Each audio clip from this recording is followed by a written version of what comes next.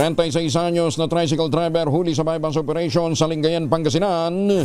Detalye na balita mula kay Freddy Pajardo, Aris 38. Masantos siya kabasani siya kay Min sa ating mga kababayan dyan sa Pangasinan, Freddy.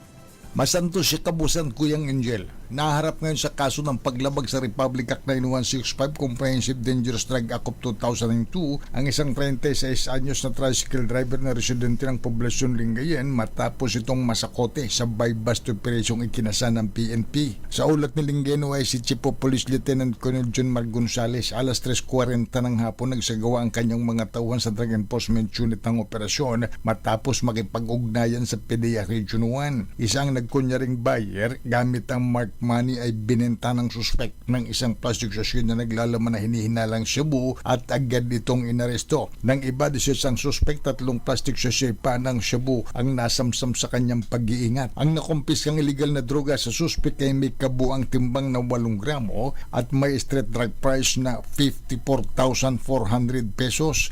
Kasalukuyang nasa likod ng rehas na bakal ang suspect. Mula sa Action Radio Pangasinan, ito si Freddy Pajardo, Aris 38, nag-uulat para sa DCRH, una sa Pilipinas, una sa Pilipinas. Maganda umaga, Pilipinas! Maraming salamat, Freddy.